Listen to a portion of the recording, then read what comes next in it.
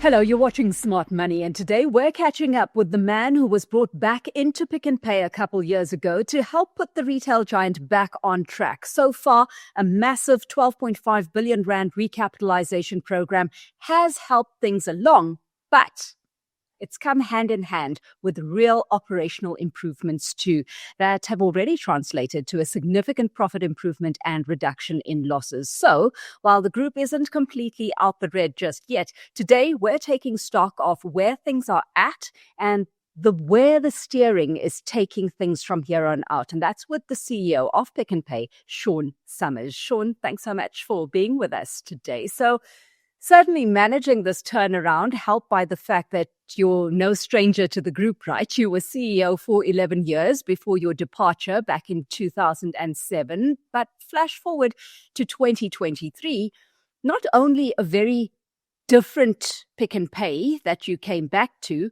a very different operating environment as well. So what for you have been the most notable shifts in South Africa's retail environment then versus now? Thank you, and greetings.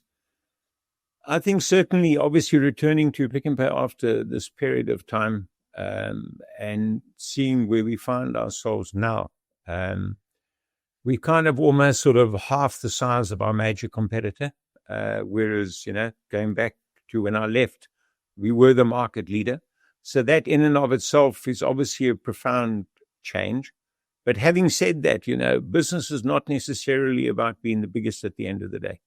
It's about being the best. And our philosophy in the company was always just simply focusing on being the best. And that was always Raymond's philosophy. Raymond, you can never speak to him about market share.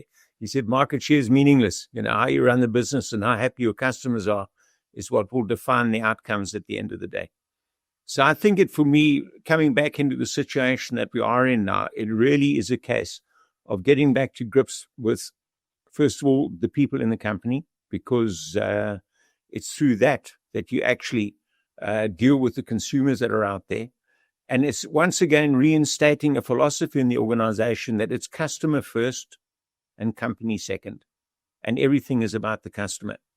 And sadly, over a protracted period of time, Pick n Pay had lost sight of that fact. Yeah. Where everything is about the customer, as you say, Sean, what are you making of the customer you're having to cater to in the current economic environment? I think that there certainly are some changes that have taken place in the world of retail. Obviously we had the advent of market access, online, home delivery, but none of these things in and of themselves are that new. I always jokingly say that when I was born and raised in Cape Town quite a while ago, and I remember when I would have been sort of 1960 odd, when I would have been 7, 8 years old. I mean, my mum used to phone the grocery store in Rondebosch, and a few hours later, the fellow would arrive on a bicycle with brown paper packets of groceries. So, the app replaces that old phone that you used to dial like that, and the scooter replaces the bicycle. But the process in and of itself doesn't really change that fundamentally. We're not eating 6 times a day because of the internet.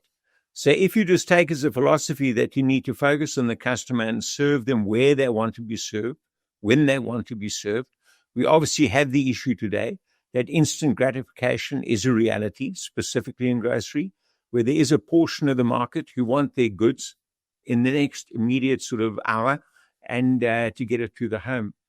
But, the underlying fundamentals of a great retail store have not changed, where you want to have a great experience going into the store with great people, feel rewarded for the time. And that is one thing that's changed today. If you don't reward consumers for time today, that they invest in coming to your business, they simply don't return. So the challenge that you have in an organization is to make sure that you continually delight and surprise the customers that come to your store.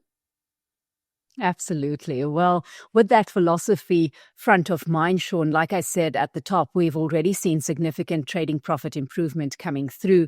Are you satisfied with where things are at and the progress being made?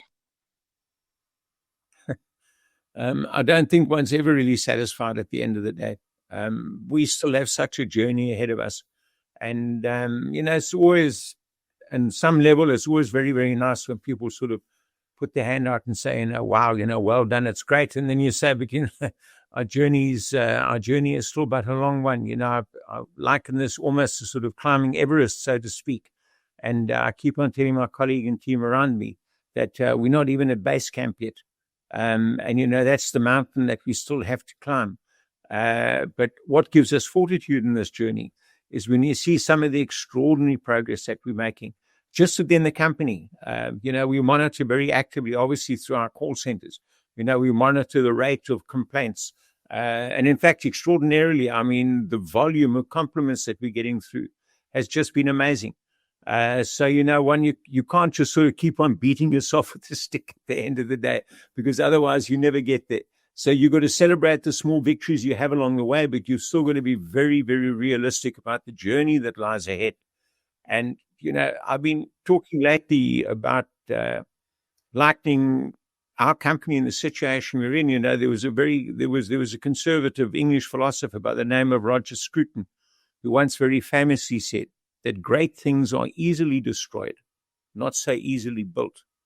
And I think to a degree there's an element of that actually does apply to us, because, over a protracted period of time, maybe sort of 8 to 10, 12 years, Pick n Pay did start to lose its way in terms of how it delivered for the consumer out there. And, in retail, people know what you do. You're in the store every single day. You can feel it. You can see the evolutions. You can see if a chain is not keeping abreast. It's not delighting and surprising you. And that's why I use that analogy.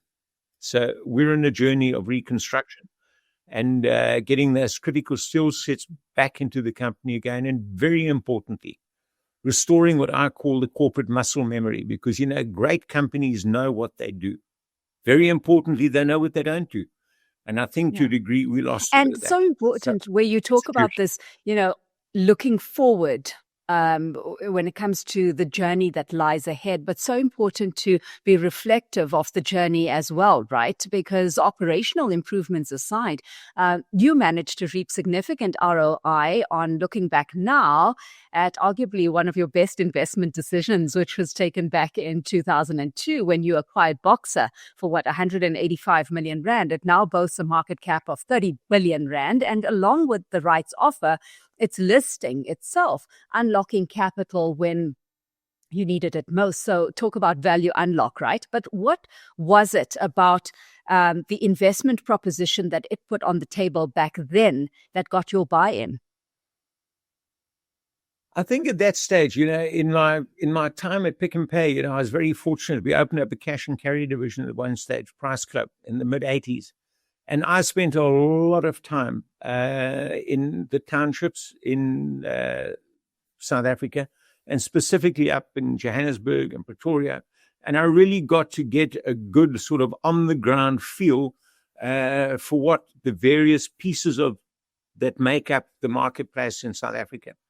And there was always an understanding for me that if we were really going to get stuck into the high-density marketplace in this country in a meaningful way, and serve consumers across the length and breadth of the country, that a chain like Boxer would be very, very well positioned to achieve that goal. And that's why when I stumbled upon Boxer and the sort of the 35, 36 odd stores that they had at that stage, it was something that became immediately appealing.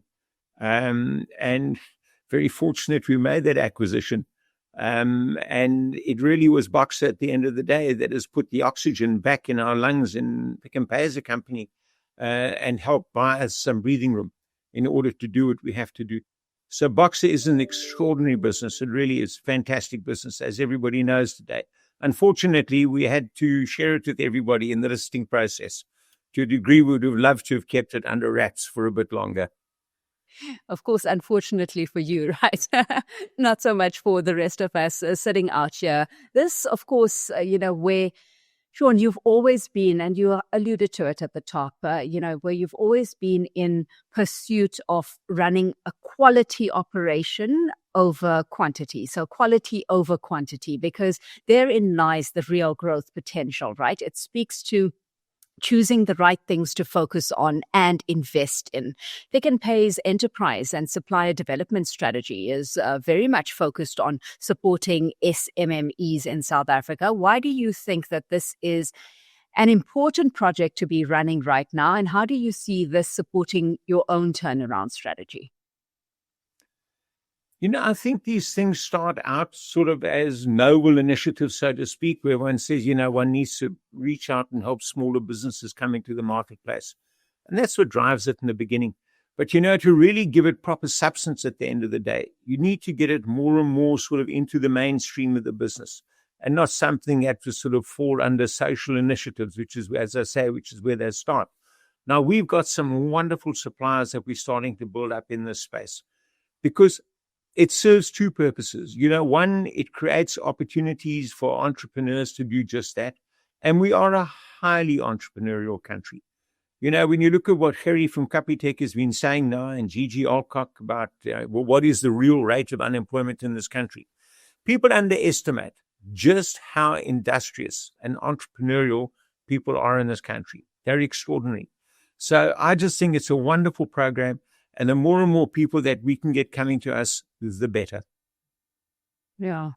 Of course, John Jacker, CEO of Galetti Corporate Real Estate, recently argued that if successful, Pick n Pay's turnaround strategy could represent a benchmark for South African retailers moving forward. Sean, what's your vision for the future of retail in South Africa as represented by your turnaround plan? I think one of the challenges you have is, for all of us in the business, is how do we continue to future-proof our business? Because, what's right for today may not necessarily be right for tomorrow or next month or next year. And when I come back to the underlying philosophy of stores, I think it's not a race to see who can have the most stores. It's about which stores where. It's about ensuring that in this evolving marketplace that we have, that you have the right size stores. I think from a square meters perspective, I think that a lot of the stores that have been built sort of in the last 5-8 years are most probably too big. They're no longer fit for purpose. They're too large. So I think of what you will see going forward into the future, I think that you're going to see smaller stores. And specifically with the sort of out-of-store fulfillment dynamic that's taking place, you're going to see more and more of the sort of the hardcore grocery stuff that sits in the middle that may be going out the back door of the store. So I think it just cuts down to getting your store to the right economical size of what you need. And it may not necessarily be totally less stores in number, but certainly smaller stores. Yeah. That one element that helps, right? Another element that helps is teaming up with winners. You've said before that, you came back to an organization with no pulse, and I guess no better way to breathe life back into the organization and go on to breed a winning culture than to surround yourself with those, Sean, who have a winning mindset, because it rubs off at the end of the day. So let's talk about this recent move that Pick n Pay's made to become the new Springbok jersey sponsor. Why this investment? Why now? It's obviously a significant investment for us and over a protracted period of time. And if there is one thing that does really truly unify this country and bring everybody together, it is the Springboks. And, sport does so much to unite this country. So for us, it was a case of really celebrating this wonderful, wonderful unifying factor that we have in South Africa. It's also a great thing and a great source of pride for our people inside the company as well. Now to watch the test matches we've been watching the last couple of weeks, and before that, we had the sevens, and then we've had the ladies, just to see Pick n Pay in the backs of that Springbok pack as it goes down in the scrum and all of that. It really is. It's just extraordinary, and it gives you an immense feeling of pride. And the fact that Pick n Pay is here, Pick n Pay is a part of the fabric of this society. I mean, it is synonymous with supermarkets.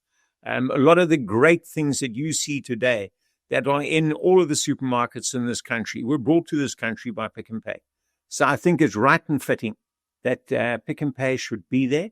And it's an honor for us to continue to play our little role in supporting the Springboks and supporting our country. We need to gather around that brings us together while we deal with that potentially can take us apart. And that's where we focused. Yeah. And of course, it makes you, as you say, that entire energy makes you want to go out there and make you want to go out there and perform as well. And Sean, we know that, your priorities have been to fix the balance sheet, to fix waning investor and funder confidence as well. And I think you're well on your way. Best of luck with the rest of it. And thanks for having joined us on Smart Money today. Sean Summers is CEO of Pick n Pay.